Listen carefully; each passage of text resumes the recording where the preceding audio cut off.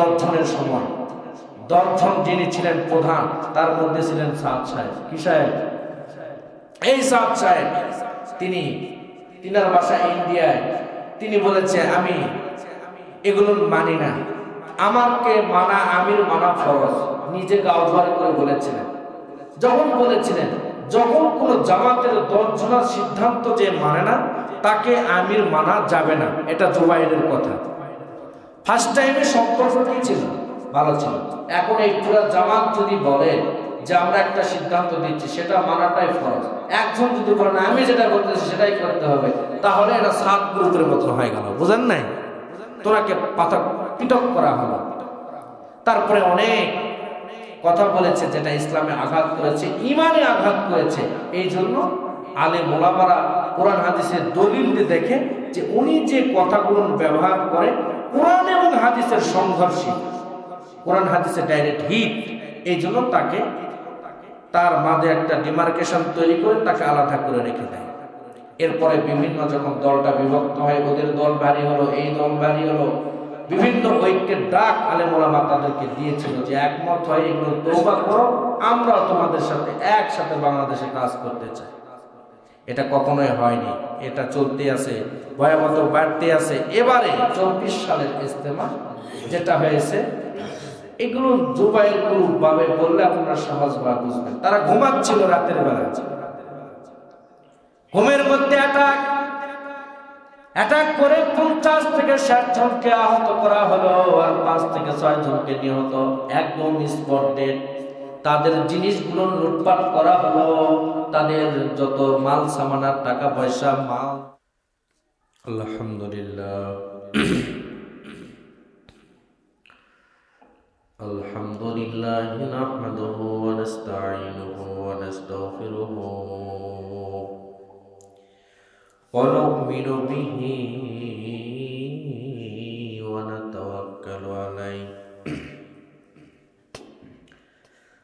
ওয়া নাউযু বিল্লাহি মিন শুরুরি আনফুসিনা ওয়া মিন সাইয়্যাতি আমালিনা من يهد الله فلا مضل له ومن يضلل الله فلا هادي له ونشهد أن سيدنا وسندنا وحبيبنا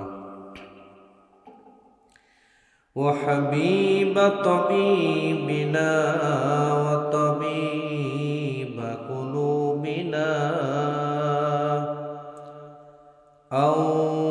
أولانا مولانا محمد فقد قال الله تبارك وتعالى في كلامه المجيد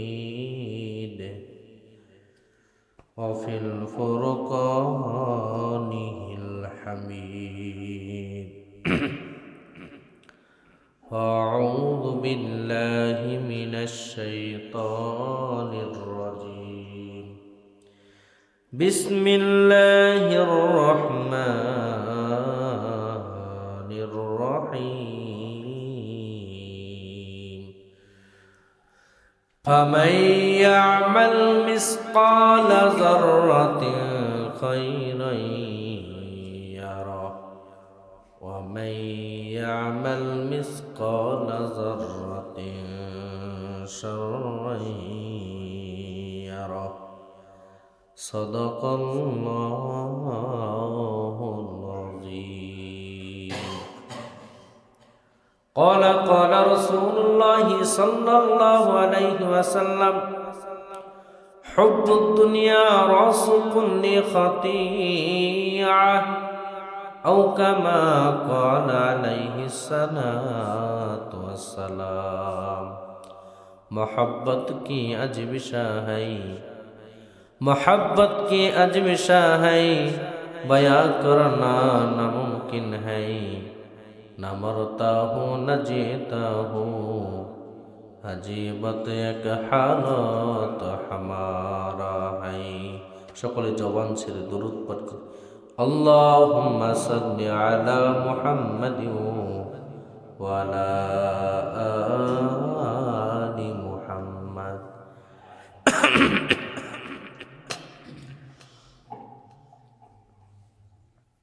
আলহামদুলিল্লাহ, আল্লাহ তাআলার দরবারে লাখ কোটি শুকরিয়া যে আল্লাহ তাবারক ওয়া তাআলা এত শীতের মাঝে পবিত্র জুমার দিনে আপনাকে আমাকে শত ব্যস্ততার মধ্য দিয়ে যে আল্লাহ জুমার দিনে কবুল করেছেন, এ রবের প্রতি রাজি হয়ে খুশি হয়ে সকলে অন্তর থেকে শুকরিয়া আদায় করে আলহামদুলিল্লাহ। আপনারা সকলে ভালো আছেন তো? ইনশাল্লাহ সকলে সুস্থ আছেন? সুস্থ রাখার মালিককে বলেন, অসুস্থ রাখার মালিক। আবার কাউকে বিপদে ফেরানোর মালিককে?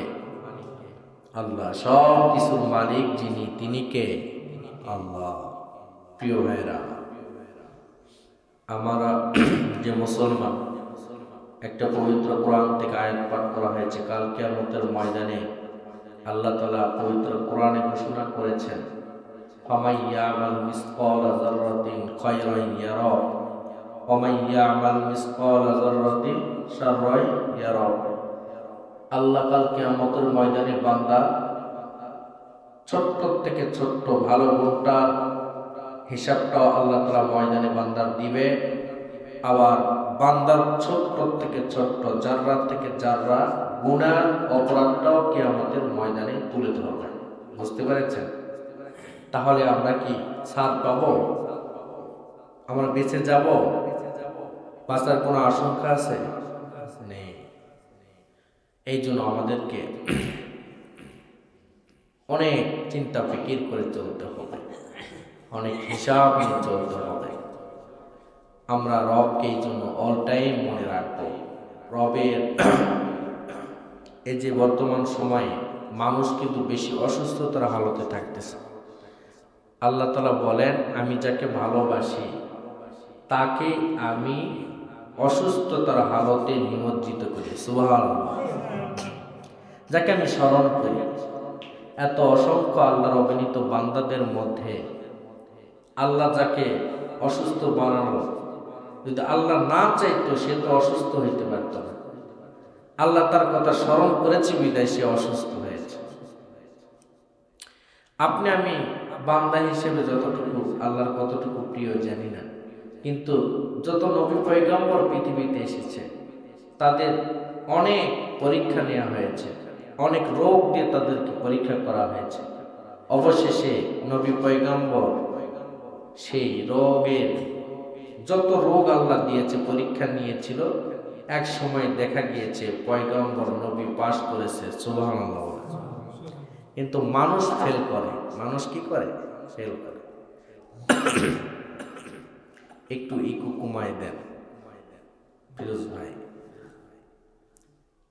সবচেয়ে আপনাদেরকে একটা জিনিস বোঝাতে চেয়েছিলাম যে বান্দাদেরকে মানুষদেরকে আল্লাহ তাআলা এমন ভাবে নিতে চায়, বান্দা সেটা বোঝে না। বান্দা কি সেটা বুঝতে পারে না।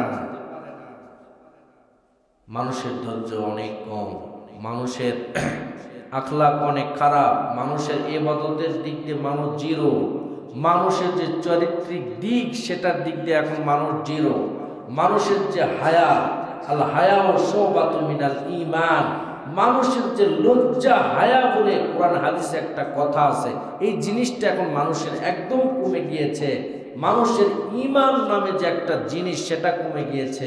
আমরা তাহলে এতগুলো জিনিস থেকে যখন মানুষ বিরত, এই মানুষ কি কখনো জান্নাতে যাইতে পারবে এরকম আপনাদের মনে হয়? মনে হয় না প্রিয়। এই মানুষকে জান্নাতের সুঘ্রাণ পাইতে গেলে, জান্নাতের কাছাকাছি যাইতে গেলে আপনি আমাকে যে মেহনতটা করতে হবে সেটা হচ্ছে কোরআন এবং হাদিসের। কোরআন এবং হাদিসের। আমরা তো কোরআন হাদিসের আমল করার জন্য রাজি আছি তো ইনশাআল্লাহ? প্রিয় ভাইয়েরা আমার, এই জন্য আপনাদেরকে একটা কথা বলি, আমাদের শেষ নিঃশ্বাস ত্যাগ হবে ইমানের হালতে। এখন ইমান এবং মুমিন হইতে গেলে আমাদের যে জিনিসটা দরকার, সবচাইতে ওলামায়ে কেরাম সহ বিশ্বনবী সাল্লাল্লাহু আলাইহি সাল্লাম বলেছেন, বুখারীর বর্ণনা, মুমিন হইতে গেলে 5টি গুণ লাগে। কয়টি? 5টি গুণ লাগে। তার মধ্যে 1 নম্বর হচ্ছে মুমিনের গুণ যাদের, তাদের হচ্ছে মধ্যে থেকে একটা গুণ বলে দিচ্ছি, সেটা হচ্ছে মুমিন যখন আল্লাহর কোন একাত্মবাদের কথা শুনবে তার হৃদয়ে কম্পন সৃষ্টি হবে। কি হবে? ভয় সৃষ্টি হবে। আল্লাহর কথা মুমিন শোনার সঙ্গে সঙ্গে তার হৃদয়টা কেঁপে যাবে, ভয় ভীতি আরম্ভ শুরু হয়ে যাবে। তাহলে আল্লাহ যে কাজের কথা অর্ডার দিয়েছে সেখানে আমরা যেটা করতে পারতেছি না, তাহলে বুঝতে হবে আমরা মুমিন নয়। কবি শেখ সাইদি রহমতুল্লাহ আলাইহি তার শেরের মধ্যে একটা কথা বলেন, হর কে আইমান আজ আযাবে হক ওয়াদ, হর কে আইমান আজ আযাবে হক ওয়াদ, নিস্তে মুমিন কাফেরে মতলব ওয়াদ, নিস্তে মুমিন কাফেরে মতলব ওয়াদ।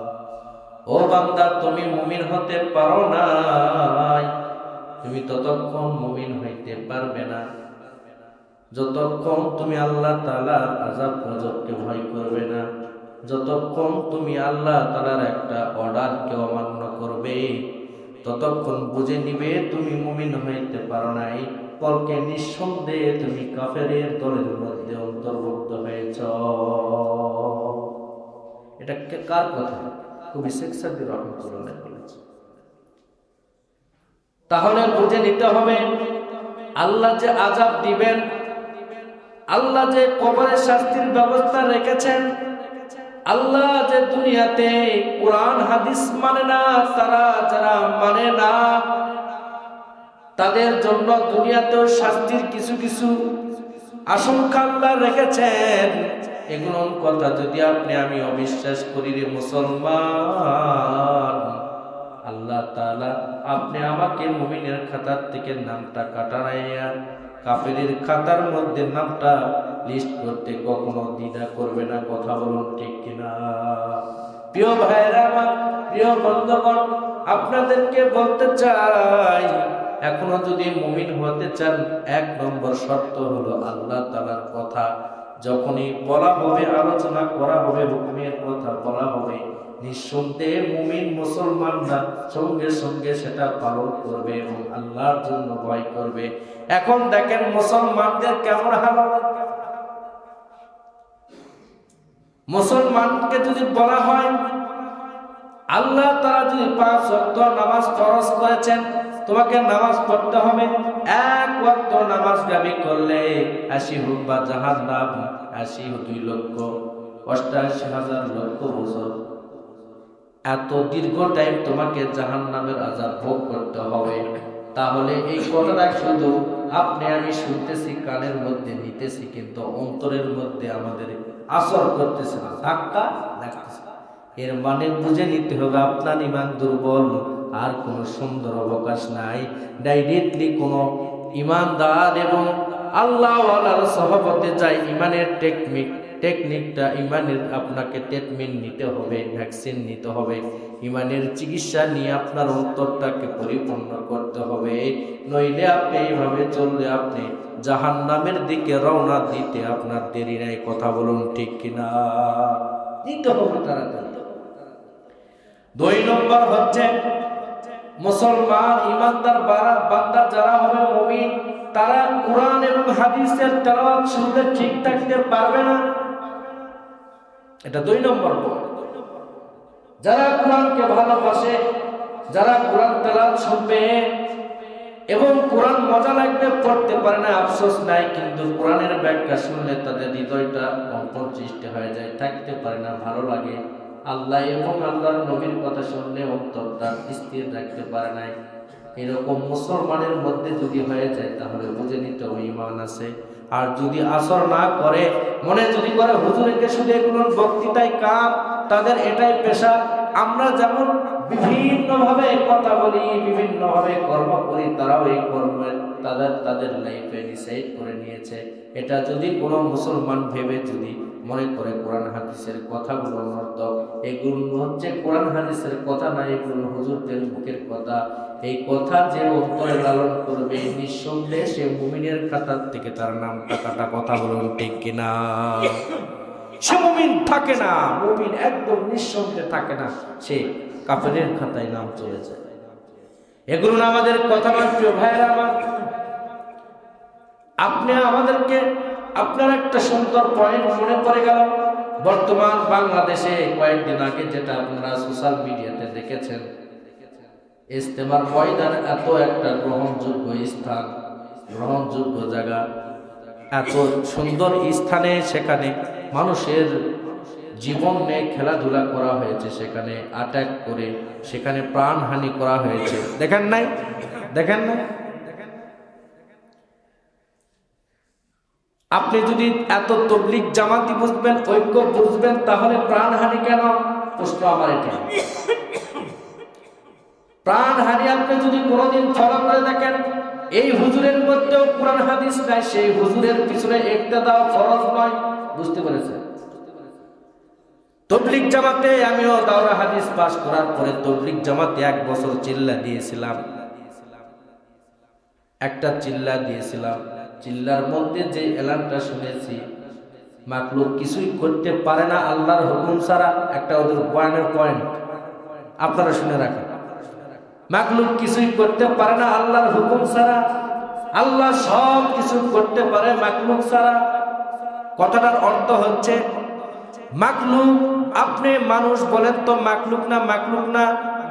মাটি মাখলুক না? মাখলুক না? আলো বাতাস মাখলুক না? মাখলুক না? পৃথিবীর মধ্যে 18,000 যা সিস্টেম দেখতেছেন সব মাখলুক। একমাত্র এগুলোর বাইরে যেটা পরিচালনা যেগুলো করতেছে, এগুলো যিনি তিনি কে? আল্লাহ। তাহলে মাখলুক কিছুই করতে পারে না আল্লাহর হুকুম ছাড়া, আবার আল্লাহ চাইলে সব কিছু করতে পারে মাখলুক ছাড়া। আর আমাদের তবলিগ জামাতের একটা দলের মধ্যে আরেকটা দল যিনি সাতপন্থী রয়েছেন, তিনার দলের যারা ভক্তবৃন্দ রয়েছেন, তারা যাদের দলের সাথী রয়েছেন, তারা বলে, তারা একটা কথা বলে, সাদ সাহেবের কথা যারা মানবে না কাফের, যারা অনুসরণ করবে না তারাও কাফের, যারা মানল না তারাও বেঈমান। এটা কি বলা যাবে নাকি? বলা যাবে?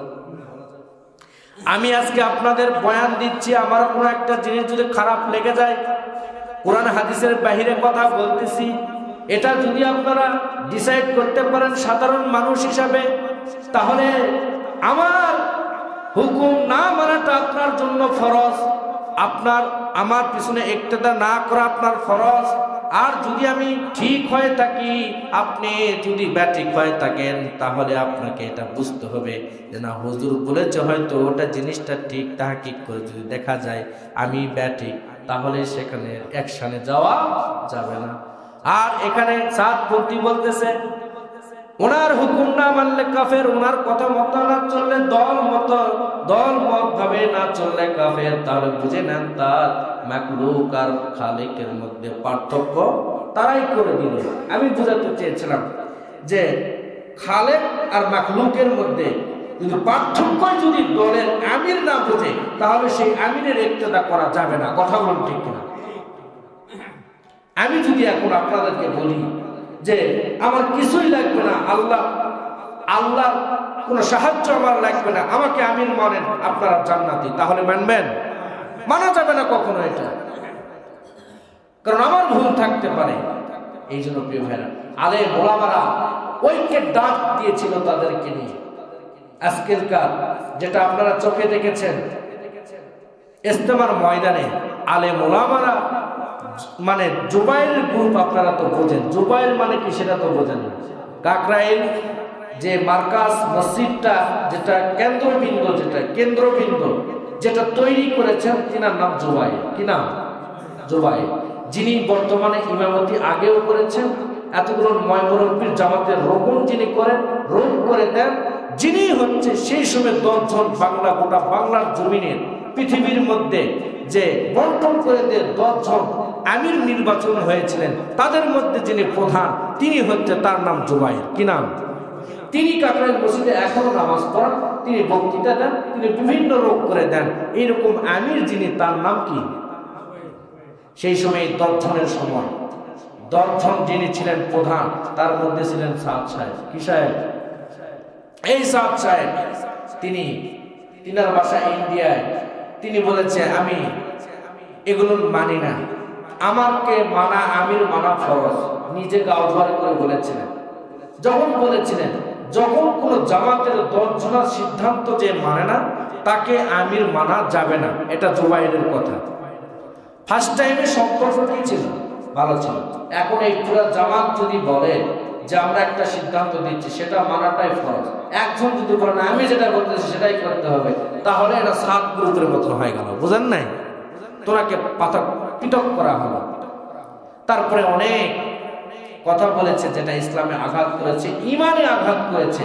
এই জন্য আলেম ওলামারা কোরআন হাদিসের দলিল দেখে যে উনি যে কথাগুলো ব্যবহার করে কোরআন এবং হাদিসের সংঘর্ষে, কোরআন হাদিসের ডাইরেক্ট হিট, এই জন্য তাকে তার মাঝে একটা ডিমার্কেশন তৈরি করে তাকে আলাদা করে রেখে দেয়। এরপরে বিভিন্ন যখন দলটা বিভক্ত হয়, ওদের দল ভারী হলো, এই দল ভারী হলো, বিভিন্ন ঐক্যের ডাক আলেম ওলামা তাদেরকে দিয়েছিল যে একমত হয় এগুলো তওবা করো, আমরা তোমাদের সাথে একসাথে বাংলাদেশে কাজ করতে চাই। এটা কখনোই হয়নি, এটা চলতে আছে, ভয়াবহ বাড়তে আছে। এবারে 24 সালের ইজতেমা যেটা হয়েছে, এগুলো জুবাইর গ্রুপ ভাবে বললে আপনারা সহজভাবে বুঝবেন। তারা ঘুমাচ্ছিল রাতের বেলা, ঘুমের মধ্যে অ্যাটাক করে 50 থেকে 60 জনকে আহত করা হলো, আর 5 থেকে 6 জনকে নিহত, একদম স্পট ডেড। তাদের জিনিসগুলো লুটপাট করা হলো, তাদের যত মাল সামানার টাকা পয়সা মাল যা ছিল সবগুলো লুটপাট করা হলো। তৈজসপত্র হাড়ি পাতিল গুলোকে সেখানে পিটিয়ে চেকা লেগে সেগুলো নিষ্পেষিত করা হলো। এগুলো ঘটনা আমার না, আপনি আমি সবাই দেখেছি সোশ্যাল মিডিয়ার। কথা বলুন ঠিক কিনা? তাহলে এত একটা দুঃখজনক ঘটনা যেটা ঘটাইলো, এটা হিংসাত্মক মনে যেটা ঘটাইলো, আমরা পাবলিক সাধারণ মানুষ এগুলো নিয়ে বিভ্রান্তর মধ্যে পড়ে যাই। আপনাদেরকে বোঝানোর জন্য বলতেছি, আমরা ঐক্যের দিকে আলেম সমাজ, এখনো আপনি আমি জানি আলেম সমাজ যে প্ল্যাটফর্মে দাঁড়ায় কথা বলে আর যেটার দাওয়াত দেয়, এটা একমাত্র সহিহ কোরআন এবং হাদিসের কথা, এর বাহিরে কোনো তাদের মন গড়া কথা বলে না। কথা বলুন ঠিক কিনা? বর্তমানে সাতপন্থী নামের যে দল দেখতেছেন, তিনাদের নিজের স্ট্যাটাসকে বর্ধিত করার জন্য, নিজেকে হাইলাইট করানোর জন্য, নিজেরা প্রতিষ্ঠিত হওয়ার জন্য হিংসাত্মক মন নিয়ে যে সমস্ত আক্রমণ বা ফিতনা ফাসাদ ফেসিবাদ সরকারের মতো আমাদের বাংলাদেশে ঘটাতে যাচ্ছে, আমরা নিন্দা জানাই, তাদেরকে সতর্ক করে দিতে চাই। বেশি বাড়াবাড়ি করলে 16 বছরের ফেসিস্ট সরকার যদি বাংলাদেশ থেকে বিতাড়িত হতে পারে, তুমি ইন্ডিয়ায় বসে থাকে এই বাংলার জমিনে এই ফেসিবাদ সরকারের মতো এই ক্ষমতা চালালে হবে না। বর্তমান জামানার মানুষ এখনো পর্যন্ত সচেতন নাগরিক, তারা তাদের নিজের ডিসিশন নিজে নিতে পারে, নিজের সাজেশন নিজে নিয়ে সিদ্ধান্ত নিয়ে তোমাকে বাংলাদেশ থেকে দলকে বিতাড়িত করতে দেরি করবে না। কথা বলুন ঠিক কিনা? কথা বলুন ঠিক কিনা? এই 7 গ্রুপ চলবে না, আমি বলে দিলাম। কারণ হচ্ছে কোরআন হাদিস আঘাত দিলে এটা মেনে নিয়ে যায়। একটা আল্লাহর নবীর হাদিস দেখেন, বিশ্বনবীর জামানায় সেই সময় একটা আমির নির্বাচন হলো। আমির সেই দলটাকে পরিচালনা করে সাহাবীদেরকে, কাকে? সাহাবীদের দাওয়াতের পরিচালনা কাজ, সফরের কাজ, বিভিন্ন কাজ চালানোর জন্য একজন না আমির নির্ধারণ করা হলো। এই আমিরটা কি করে? সাহাবীদেরকে বিভিন্ন ইসলামিক দিক নির্দেশনা দেয়। এক সময় দিতে দিতে আমির একদিন সমস্ত সাহাবীদেরকে ডেকে ঘোষণা দিল, এই সময় যদি তোমরা আগুনে ঝাঁপ দাও, আমার কথা মানো, এটাই হবে জিহাদ। আর যদি আগুনে ঝাঁপ না দাও তাহলে তোমরা হবে কাফের। কথা বানাই বলিনি, বুখারী শরীফ থেকে কথা বলতেছে। রাসূলের জামানায় ওই আমির সাহাবীদেরকে বলতেছে, এই মুহূর্তে আগুনের মধ্যে তুমি যদি ঝাঁপ দাও তাহলে তোমার জন্য এই জিহাদটা ফরজ, আর যদি তুমি আগুনে ঝাঁপ না দাও তাহলে তুমি কোন দলের বা কোন রাসূলের দলে থাকবে কিনা, ইসলামের দলে থাকবে কিনা সন্দেহ আছে। সাহাবীরা ঠেলাঠেলি আরম্ভ করে দিল, কি ব্যাপার আমির হঠাৎ করে কথা বলে আগুনে ঝাঁপ দিতে বলে? বলেন তো, আমির সাহেব যদি ঝাঁপ দিতে বলে, সাধারণ মুসল্লি হোক আর সাহাবী হোক বিভ্রান্তির মধ্যে পড়বে কি পড়বে না? এক সময় এই কথাটা ঝাঁপ দেয় নাই কোন সাহাবী, এক সময় এই কথাটার এলানটা বিশ্বনবীর দরবার পর্যন্ত চলে গিয়েছে। কোথায়? বিশ্বনবী দরবারে চলে গিয়েছে। বিশ্বনবী পুরা ঘটনাটা শোনার পরে বললেন, আগুনে ঝাঁপ দেওয়াটা ঠিক না। কোন আমির যদি নিজের স্ট্যাটাসকে বর্ধিত করার জন্য, নিজেকে বড় মনে করার জন্য, নিজেকে আমির বলে দাবি করার জন্য যদি রায় দেয়, সেই রায়ে যদি তার মুক্তাদি যদি পতিত হয়, সেও জাহান্নামী, ওই আমিরও জাহান্নামী। আর যদি সেই সিচুয়েশনে কোনো তার যদি মুরিদান হোক, তার দলের লোক হোক, বা তার যদি সাহাবী হোক, যদি নির্বাচন করে আল্লাহর কোরআন হাদিসকে মেনে বিশ্ব নবীকে চিনে, আল্লাহকে চিনে, যদি তার ডিসাইড করতে পারে ব্রেন দ্বারা ভাবে চিনতে যে এই মুহূর্তে তার কথাটাকে অমান্য করে আমার জন্য ঈমান এবং মুমিনের পরিচয়, তাহলে সেই সিদ্ধান্তটাই হবে আমার আল্লাহকে খুশি করার সিদ্ধান্ত। চিল্লাই বলি সুবহানাল্লাহ। বিশ্বনবী বললেন, ভালো করেছো সাহাবী, তার কথা শুনে আগুনে ঝাঁপ দাও নাই, ভালো করেছো। যদি ঝাঁপ দিত তাহলে এখানে আল্লাহ তাআলা বেজার হয়ে যাইত। এমন কোন আমির এমন সিদ্ধান্ত নিয়ে ঠিক না যে ডাইরেক্ট পরীক্ষা করার জন্য কোন তার সাহাবীদেরকে আগুনে ঝাঁপ দেওয়ার জন্য, এরকম সিদ্ধান্ত নিয়ে ঠিক না। এটা কার কথা? বিশ্বনবী। কার? বিশ্বনবী ওই আমিরকে বয়কট করলেন এবং বললেন, দলিল প্রমাণ করে দিলেন, আল্লাহর কোরআনের আইন হলো যে কোন মানুষের জীবন ডাইরেক্টলি হত্যা করে তাকে দলের কোন নিজের কমান্ডার নির্বাচিত করতে হবে, এটা আল্লাহর আইন নয়। আল্লাহ বলতেছে যে কোরআন হাদিসকে অপমান করবে, এটার জন্য জিহাদ করা ফরজ। এর মানে এই নয় আগুনে ঝাঁপ দিতে হবে ডাইরেক্টলি, এটা না। আর সাতপন্থীদের জন্য সাতপন্থী দলেরা কি কথা বলে, যারা ওকে মানবে না, ইমান নাই, এগুলো কথা বলা যায়। জুবাইর পন্থী তো বলে না যে জুবাইর পন্থীকে মানলে ইমান থাকবে, নাসারা নাই, এইরকম কথা কখনো বলে না। তাহলে এখানেই জ্ঞানের অভাব, বুঝতে হবে। শুরুতে বলেছিলাম আল্লাহ কিছুই করতে পারে না, এরকম কথা বলে হচ্ছে সাতপন্থী। আমির মানাই ফরজ। আল্লাহ সব কিছু করতে পারে মাখলুক ছাড়া, আর মাখলুক কিছু করতে পারে না আল্লাহর হুকুম ছাড়া।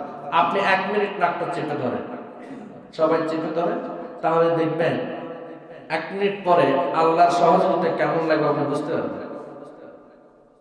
আপনি তো মনে করেন আমার বাড়ি টাকা পয়সা সব কিছু দিয়ে আমার ব্রেন্ডে সব কিছু হয়, আপনি 5 মিনিট নাক চেপে ধরেন তো কত মিনিট থাকতে পারবেন? আপনার টাকা পয়সা বাড়ি ভাই বলো কিছু গুলা গেল, এখানে লাগবে আল্লাহর সহযোগিতা। কথা বল ঠিক কিনা? ব্রেন যে দ্রুত গতিতে চলতেছে সেখানেও লাগবে রবের সহযোগিতা। আপনি আমার ব্রেনের মধ্যে, আমি কথা অন্য লাইনে চলে যাচ্ছে, অনেক দীর্ঘ হয়ে যাচ্ছে, বলবো না। আপনাদেরকে বলতে চেয়েছিলাম যে আমরা কিছু না হলেও আমরা সাধারণ মানুষ যারা রয়েছে তাদেরকে বোঝানোর জন্য আজকের উদাহরণটা দিয়েছি। সাতপন্থী যারা, এনারা যে কাজ করতেছে, কাজ দামি, কিন্তু তাদের যে মনোবল খারাপ, বুঝতে পেরেছেন? এই মনোবল নিয়ে ইসলাম এভাবে প্রচার করা, প্রসার করা, অ্যাটাক করে, আক্রমণ করে, মারামারি করে, এগুলো করে ইসলাম জয়যুক্ত করা, দাওয়াত দেওয়ার কথা বিশ্বনবী সাল্লাল্লাহু আলাইহি ওয়াসাল্লাম বলে নাই। কথা বলেন ঠিক কিনা? বিশ্বনবী সাল্লাল্লাহু আলাইহি ওয়াসাল্লাম বলেছেন, ধর্ম ইসলামের দাওয়াত দিতে যায় সে একটা থাপ্পড় খাবে, থাপ্পড় ফিরে দিবে না। ইসলামের দাওয়াত দিতে যায় আঘাত পাইবে, আঘাত ফেরত দিবে না। ইসলামের দাওয়াত দিতে গিয়ে নিজের অর্থ যাবে, অর্থ কখনো সে রিটার্ন চাইবে না। ইসলামের আগাজ, ইসলামের দাওয়াত দিতে যায়, তার শত শত অপমানিত হতে হবে, লাঞ্ছিত হতে হবে, হৃদয়ে কখনো কষ্ট নেবে না, হাসি মুখে নিতে পারবে, এই ব্যক্তি পাক্কা মুমিন। আর এই মুমিনের জন্য বিশ্বনবী সুন্দর একটা ঘোষণা দিয়ে বলেন, মুমিন মৃত্যুবরণ করবে, মরতে দেরি, জান্নাতের সুঘ্রাণ তার শিওরে আসতে আল্লাহ তাআলা কখনো দেরি করে না। চিল্লাই বলি সুবহানাল্লাহ। তার অটোমেটিকলি শান্তি তার শিওরে আল্লাহ তাআলা পৌঁছায় দেন অতি তাড়াতাড়ি। এই জন্য মুমিন হয়ে মরতে হবে, আমরা যেন ইমানদার মুমিন হয়ে মরতে পারি, এরকম সকলের মনে চাইতো ইনশাআল্লাহ। আমার মনে বলে হুজুর কোন একটা জিহাদের ইসলামের দাওয়াত যদি আসে, ডাক আসে, আমার তো মনে হয় এই যে হুজুররা এত কিছু ডিসাইড করে সমাজকে সুন্দরভাবে সঠিক কোরআনের পথ, হাদিসের পথ, এগুলো তো আমরা রাহবার হিসাবে কাজ করতেছি, কিন্তু আমার মনে বলে যে কোন একটা জিহাদের ডাক আসলে যুবক ভাইদের সবচাইতে আগে ভূমিকা পালন করা দরকার, সাধারণ মানুষদের আগে ভূমিকা পালন করা দরকার। তারা এসে যেন বলে হুজুর দুনিয়ার জিন্দেগিতে আপনারা দাঁড়িয়ে রেখেছেন, আমি দাঁড়িয়ে রাখতে পারি নাই, কখন যেন মারা যাব, আপনি নামাজ পড়েন, আমরা নামাজ পড়তে পারি নাই, আমাদের জীবনে অনেক জেনার গুনাহ, অন্যায়ের গুনাহ, শত শত পাপ করেছি, মেহেরবানি করে হুজুররা আপনি পিছনের কাতারে দাঁড়ান, আপনাদের জিহাদ করতে হবে না, আমরা জিহাদের তরবারি এবং জিহাদের ঝান্ডাটা নিয়ে সামনের কাতারে থাকবো, যদি জিহাদ করতে করতে মারা যায় আমরা যেন শহীদের মর্তবা নিয়ে কবরে রওনা দিতে পারি। সকলে বলে সুবহানাল্লাহ। এরকম যুবকের তামান্নার অন্তরে হওয়া দরকার। কিন্তু আপনারা তো হুজুরকে খালি ওজন করতে করতে আপনাদের আবার হায়াতের জিন্দেগি শেষ। অনেক মুসল্লি খালি হুজুর চেক করতে করতে মুসল্লিগিরি শেষ। অনেক আলেমকে ডিসাইড করতে করতে জীবন শেষ। ইমাম চেক করতে করতে মসজিদ, এরকম দ্বন্দ্ব হয়, মুসল্লি মসজিদে আসে না, এরকম হয় না? এরকম করবেন না। আপনারা বলবেন আমরা আলেম ওলামারা যেভাবে চলতে বলেছে সেভাবে চলবো, আমরা সামনে কাতারে থাকবো, আপনারা সামনে থাকবেন, আপনারা আগে জান্নাতে যাবেন, তারপরে হুজুররা যাবে। চিল্লাই বলে সুবহানাল্লাহ। আল্লাহ তাআলা সকলের জবানকে কবুল করে নিক। সুবহানাল্লাহ, আমিন। ওয়া আখিরু দাওয়ানা আলহামদুলিল্লাহি রাব্বিল আলামিন।